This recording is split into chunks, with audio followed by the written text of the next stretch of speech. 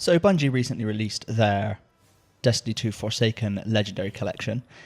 Because I'm a total sucker, I went ahead and bought it. And as mentioned in a previous video, I built a PC recently. And so I've kind of wanted to switch over to PC. I figured I'd switch over to PC for Forsaken and start playing there. And I wanted to get the collection now because it gives me this month to, sort of grind through the campaign on a couple characters and then kind of be a bit more ready for Forsaken. Now, they are actually releasing with Forsaken I don't know what they'll call it, but it was called a Spark of Light back in Taken King days, which was to boost you up to sort of like max level as at the end of Warmind, I assume. So I'll probably keep one character unleveled and then just use that. But I want a couple characters. I like to have one of each class when I play Destiny. So that's what I've been doing, and that's what I'm going to be doing this month. And it's made me think a little bit about what Destiny 2 is like in its current spot and how it would be viewed by a new player. And actually, I've got to say, I had quite a lot of fun. I've just got through the campaign on my first character, leveling a hunter, first of all. And so I've still got Curse of Osiris to do, which I'm not really looking forward to. Go through Warmind again, and then I'll probably do the same again on a second character. Destiny 2 has its problems and has had its problems for, since it began. But we have come quite a long way, and I do think it is sometimes worth just stepping back and seeing some of the positives that the game has to offer. And playing through again with some of the exotic weapon changes has been really cool. You get the choice of which exotic in the campaign from Graviton Lance, Sunshot, and Risk Runner. I picked up Sunshot. And the changes made to that gun have just made kind of clearing mobs with that thing so much more fun than they were the first time round. And it's pretty fun going through the campaign again, experiencing it as a new player would, but with all of those kind of benefits and tweaks to the exotic weapon sandbox and everything like that. That's been pretty cool. And actually, I've put a bit of time in to complete the campaign, but there's still a lot for me to do. I've still got to go through all of Curse and Warmind. And there's the Solstice of Heroes event on right now, which a lot of people seem to be speaking really highly of. I've not played any of it because I haven't been playing on Xbox for a while since making my PC, and I knew I was going to be switching over to PC for Forsaken. The only reason it's taken me till now to pick up the game is because I figured they'd probably release a Legendary Collection or something, a collection of some kind like they did with previous editions of the game. And so I wanted to wait for that because sod paying full price for everything till now, especially as a second platform. And it would be a lot of money. And there is definitely a lot of arguments around how much stuff costs. And I probably fall on the side of saying that maybe the expansions for this year should actually be included. I don't think Forsaken should be free. You see people saying Forsaken should be free. I just don't think that's going to happen. And I don't even really think it should be. I think if it's worth the money, I think it's a decent expansion. I don't actually mind paying for it, but the annual pass is a little bit scuzzy, I think. Paying for expansions is one thing. I think that now there's an argument to be made for the annual pass. I've kind of heard this argument go around a little bit, which is that the annual pass, so for anyone that doesn't know, sorry, I'm kind of getting ahead of myself. For anyone that doesn't know, you can't buy the expansions individually for this coming year, for the year of Forsaken. You either buy the annual pass, which is 35 quid, I think, and you get access to them all, or you don't get any of them. Now, there's been some argument to say that what this does is keeps the whole player base together. If you've bought in, then everyone's together, and you don't get some people dropping off after one expansion and not the other, etc. And maybe there's some validity to that argument, but I think really if Bungie want to keep the player base together, they should release them all for free. That's how you keep a player base together. They've done it with the maps for PvP, which is good to see, and the sandbox changes and stuff like that. Everyone's going to get to experience those and play on the new maps. You're not splitting the player base there.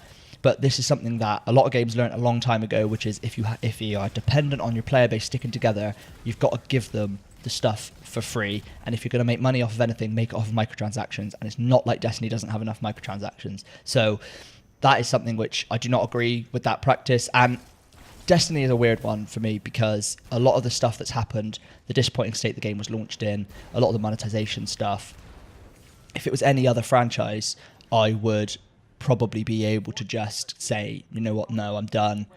It's too much bullshit, AAA industry, like publisher crap. I don't want a part of this. But having played Destiny 1, through from the Taken King, I have seen what this game and what this concept can be at its best, and it's something which I really like, and so I am a bit of a sucker for it. It is kind of a weak spot, and I do keep giving them allowances, and I know that I shouldn't, because it goes against a lot of the things that I believe in when it comes to how the games industry treats its consumers.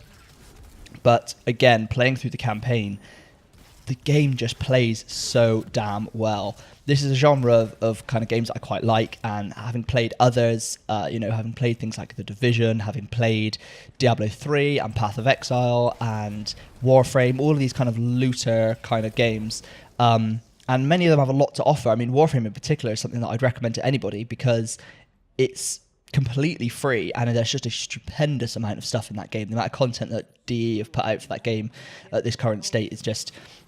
It's actually almost mind-blowing, and the fact that you can play it all without paying a penny is fantastic. And that's a game I do play and I do support.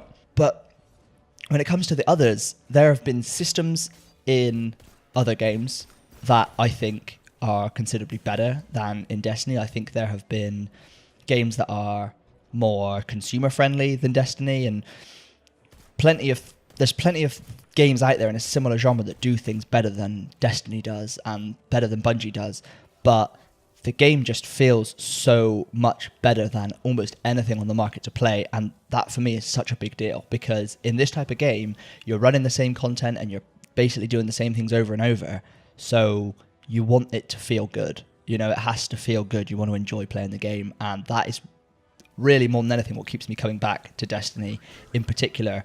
That's why it is kind of my chosen looter shooter, and I can see all of the arguments and all of the arguments against Destiny, and people saying it's trash and people saying it's empty and it's this and it's that.